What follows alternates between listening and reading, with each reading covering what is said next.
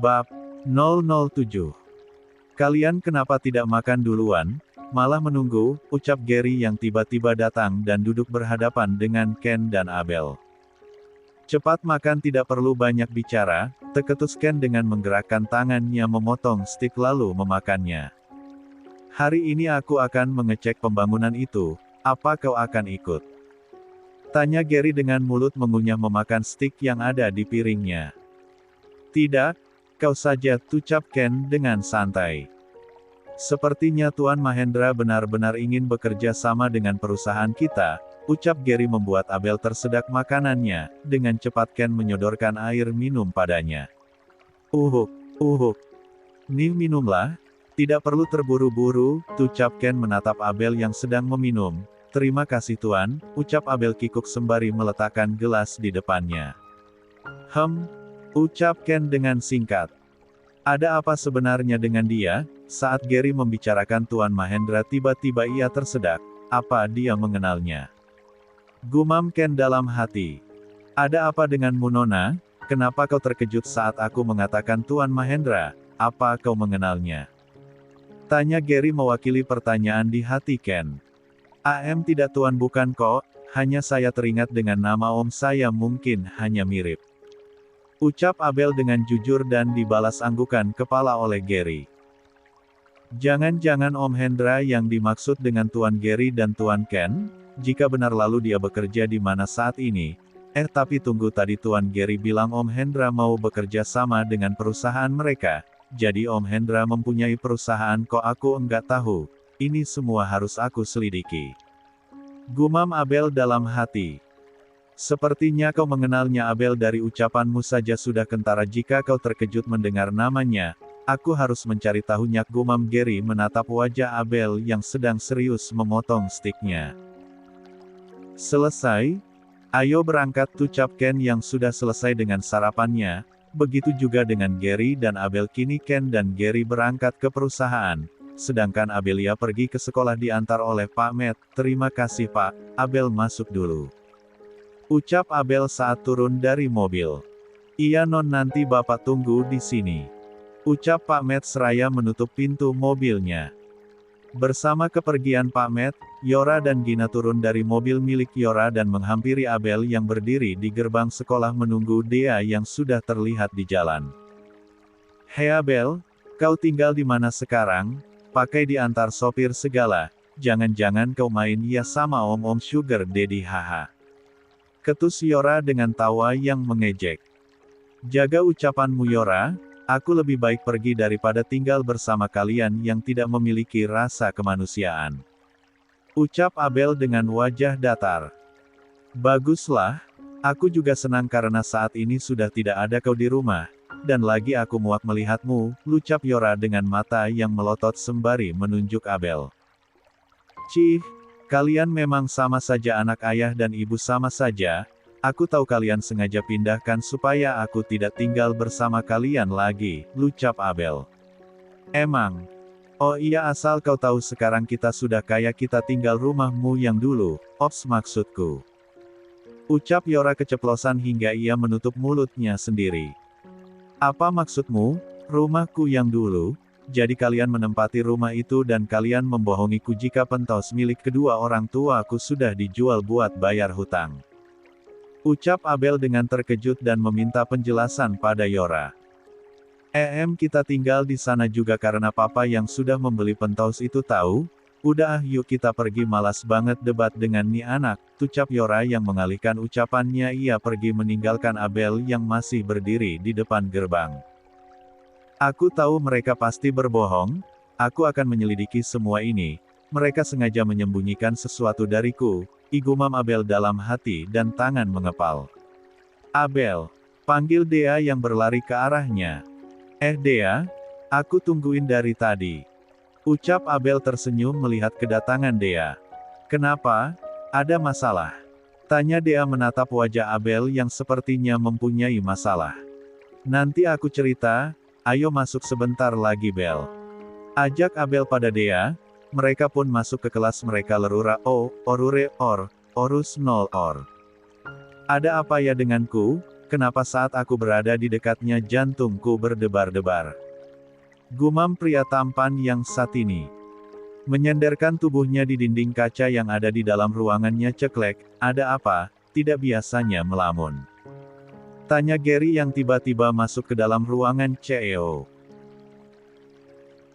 Tidak ada apa? Tanya Ken pada Gary. Ia pun berjalan menuju ke arah Gary yang saat ini duduk di meja kerjanya. Nih, mereka memang benar membangun hotel itu di pertengahan kota, dan desainnya juga sama, tapi tetap saja kita harus berhati-hati, ucap Gary menjelaskan pada Ken, dan memberikan beberapa file.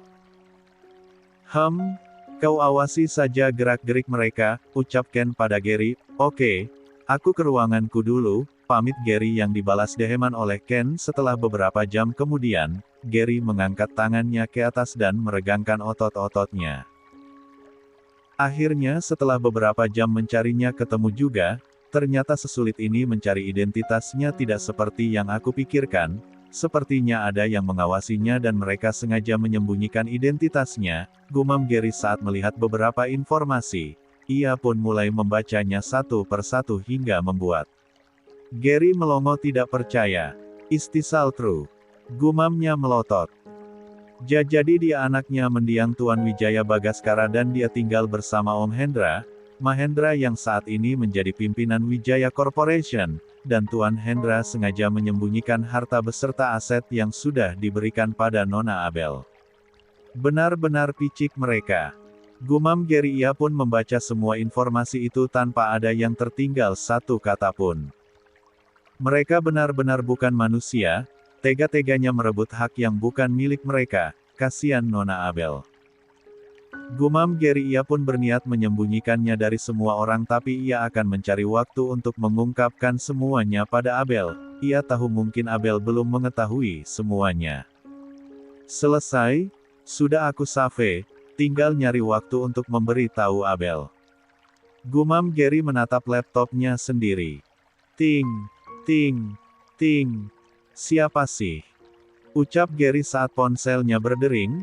Ia melihat nama yang tertera di ponselnya dan tertera nama, Momi. Ia pun segera mengangkatnya. Ya Mom. Nanti malam pulang ya, makan malam di rumah. Tumben nih, oke nanti Gary kesana bareng Ken. Oke bye sayang.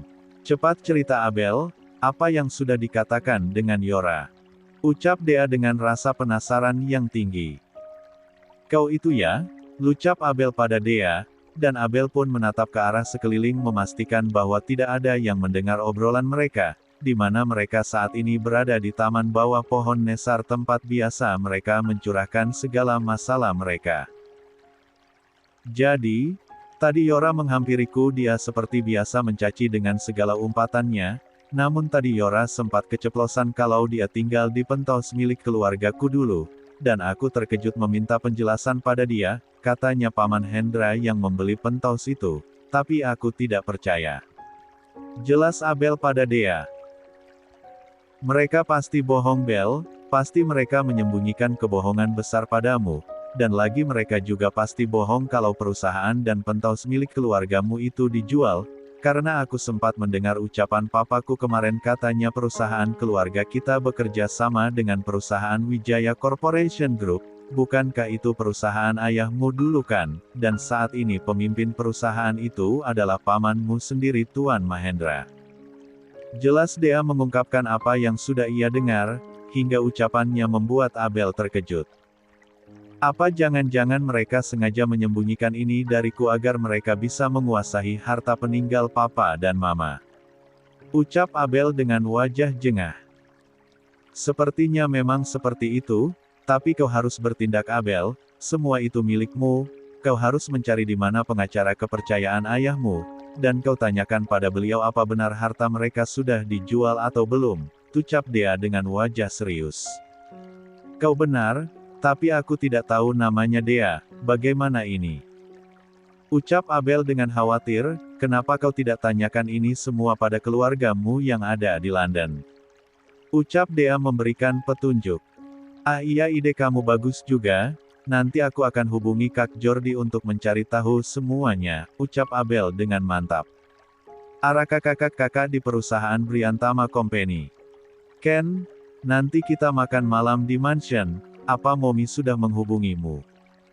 Tanya Gary saat berada di ruang kerja milik Ken. Momi sudah menghubungiku tadi, ucap Ken yang dibalasanggukan oleh Gary.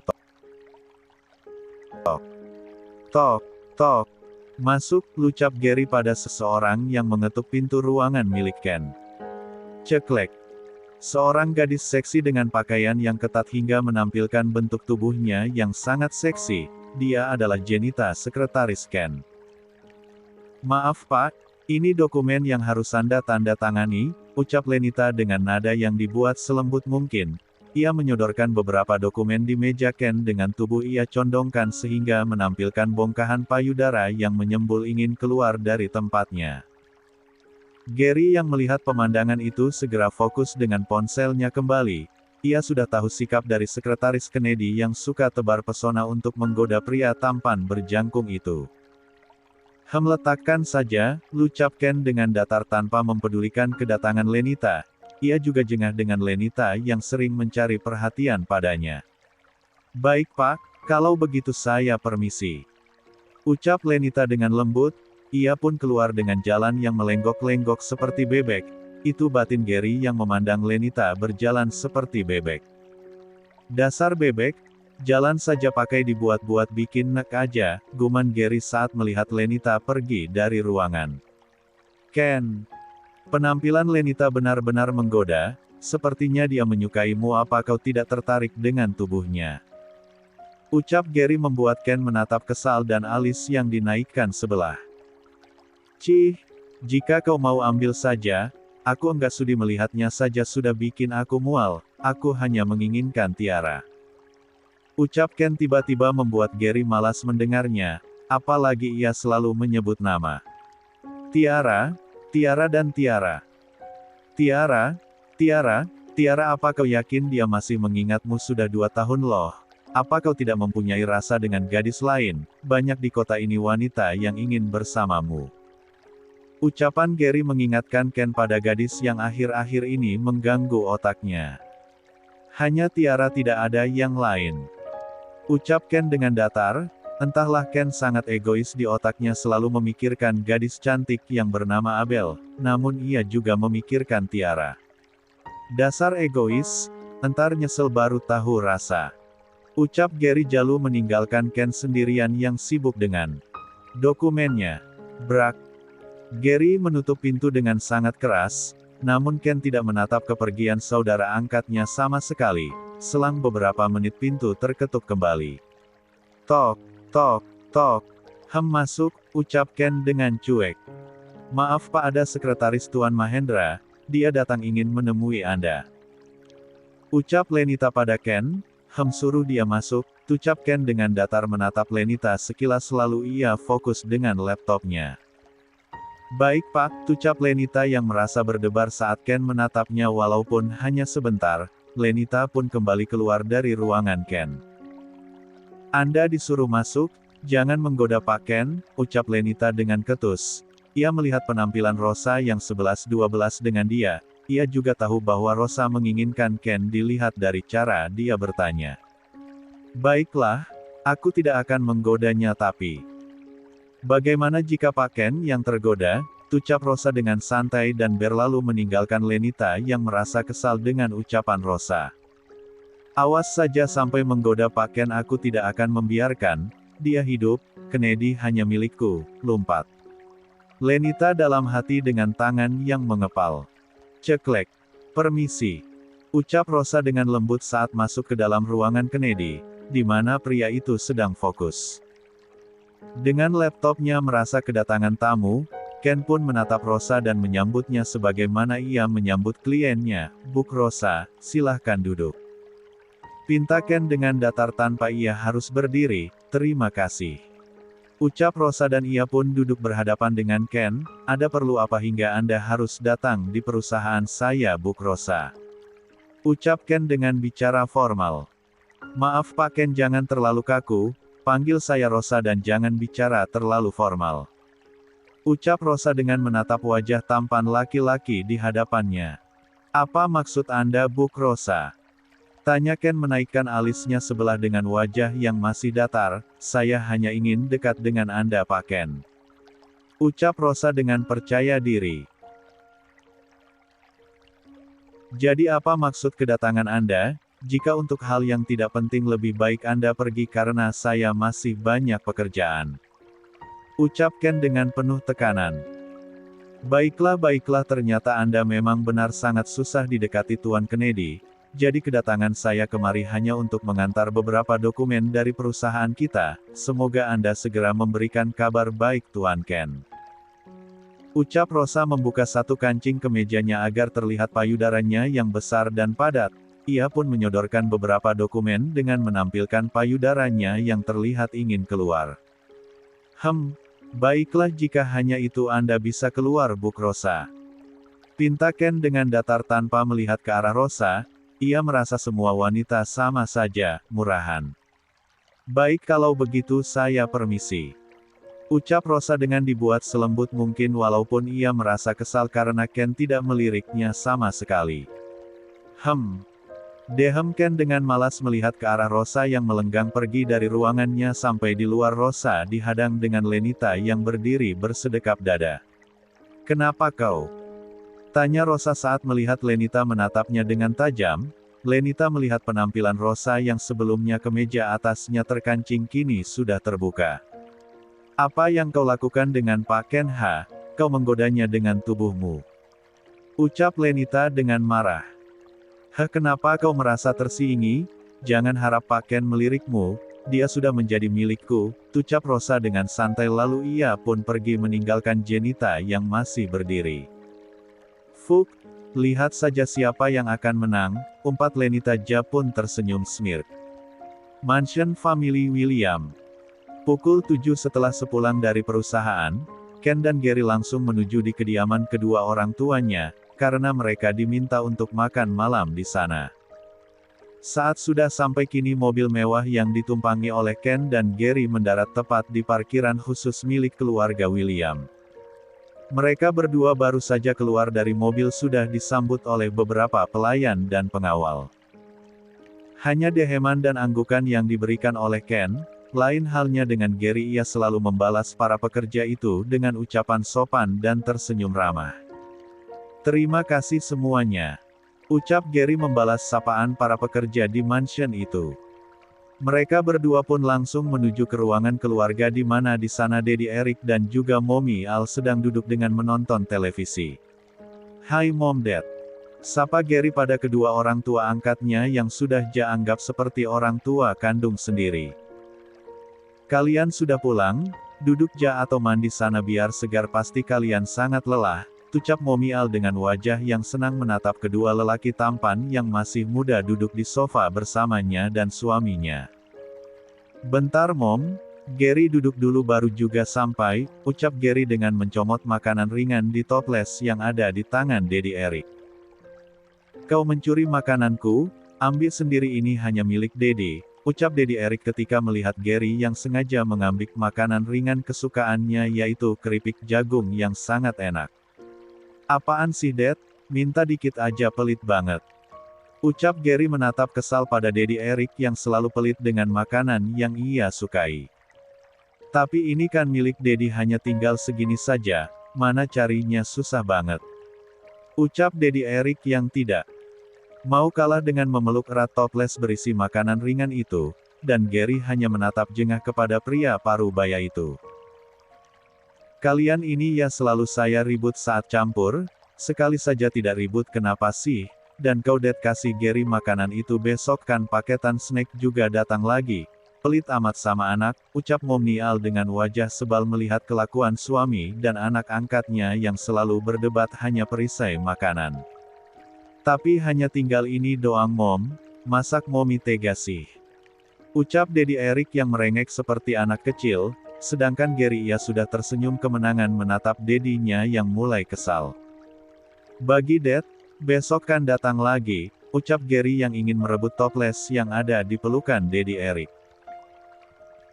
Tidak, Daddy tidak mau, beli aja yang lainnya sendiri, pinta Daddy Eric dengan memeluk toplesnya semakin erat. Jika di ruangan itu banyak orang mungkin Dedi Erik bisa mengalah karena menjaga image-nya.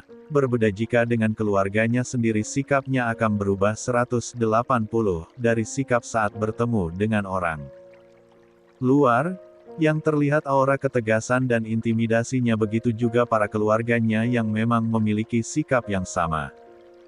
Tuh kan Mom, Dedi itu memang sangat pelit, ucap Gary menatap sebal laki-laki paruh baya itu. Sudahlah makanan saja kalian harus berebut, ucap Mommy Al menatap kesal kedua pria berbeda usia itu, sedangkan Ken ia hanya fokus dengan ponselnya, entah mengapa ia merasa terbayang-bayang dengan wajah gadis yang mengganggu pikirannya, apalagi bibirnya yang membuat Ken ingin mensapanya lagi dan lagi.